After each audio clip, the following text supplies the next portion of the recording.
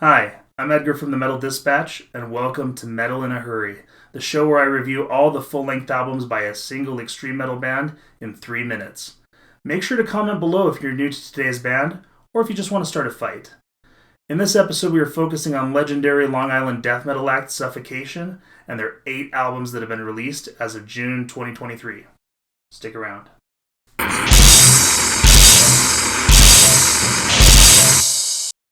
Since their formation in 1988, Suffocation are considered to be one of the most preeminent and legendary death metal bands around. Their guttural vocals, crushing breakdowns, and complex musicianship were catalysts in the formation of both the brutal and technical death metal subgenres. They also inspired a generation of shitty slam bands, but I won't hold that against them. With the departure of vocalist Frank Mullen in 2018, there aren't any original members left, but classic-era guitarist Terrence Hobbs has stuck with the band since 1990 and continues to hold down the fort till this day. I ran into him at Maryland Death Fest in 2022. Here's a picture.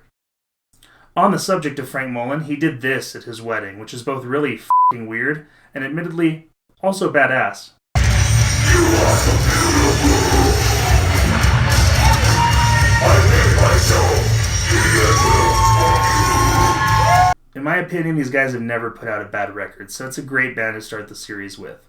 As I run through my reviews, I will assign a rating out of 10 and list 2 songs from each album on the screen that I think you should listen to immediately.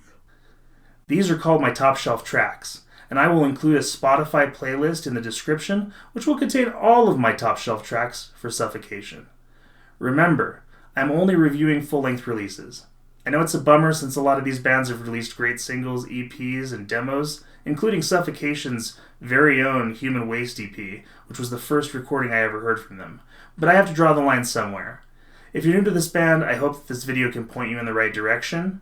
I have marathoned all these albums back to back in recent days, so the material is very fresh. Alright, let's set the timer to 3 minutes. Metal in a Hurry starts now.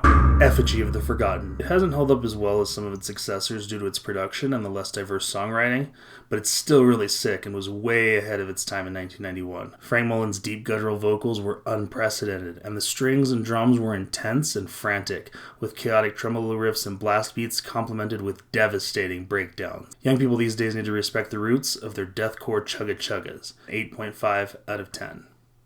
Breeding the Spawn. Holy shit. This album is a masterpiece. I'm sorry, did you say bad production? I'm too lost in inventive, devastating, ripping riffs flying at me a million miles an hour to care that the production kinda sucks. And it's not that bad. The guitars are a bit thin, but the vocals sound great and the bass is audible, which is nice. The whole is greater than the sum of its parts, and it all comes down to excellent songwriting. 9.5 out of 10. Pierced from Within. It's more great Suffocation, with excellent tone and brutal production. But the album has minor issues. It seems slightly more contrived than Breeding the Spawn after listening to them back to back. It also dedicates a fifth of its runtime to 2 unnecessary re-recordings, including the closer, an oddly lethargic rendition of Breeding the Spawn. You can't go wrong with the rest of this album, but it loses points for these issues in my eyes. 8.5 out of 10, which for the record, isn't bad. Souls to Deny. Don't hate. This album f***ing owns. Suffocation's comeback album after their hiatus is everything a fan could want and then some. The flourishes are subtle and contribute to the songwriting sounding fresh. It's brutal and technical and just lovely. Give it a chance front to back and you may just be surprised. 9 out of 10. Suffocation. I have some nostalgia for this album as I picked it up soon after its release in 2006. To be young again. As objectively as possible, it's pretty good. For the most part, it's well executed and it's diverse and memorable. I can't complain too much, though maybe it's a bit too basic and catchy for my taste now. 7.5 out of 10. Blood Oath. This album is let down by the sameness of its material. It throws in some discordant notes and plays with tempo changes, but in the end it falls a bit short. There simply isn't much to set this album apart from the million other riffs that Suffocation has thrown at us throughout the years. It's certainly not bad, but definitely a low point in this stellar catalog of albums. 7 out of 10. Pinnacle of Bedlam.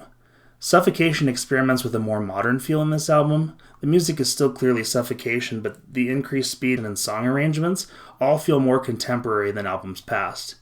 It may not be to everyone's liking. I do think they do enough to keep it interesting, and this is a late period Suffocation album that might be worth a spin. 7.5 out of 10. Of the Dark Light. The most recent full-length from Suffocation continues the evolution toward a more contemporary technical death metal sound. The band is still in fighting shape and feels organic. It's good, but not really an effective stand-in for the band's classic material. I'd say to give it a spin if you've exhausted the rest of your Suffocation collection. 7.5 out of 10. And that's it. Suffocation are still alive and well to this day, albeit with a newer lineup. They continue to tour and play festivals and are still a killer live band. Please like and subscribe if you'd like to see more metal in a hurry. And if there's an extreme metal band you'd like me to cover next, drop a comment below. Thanks for watching, and stay brutal.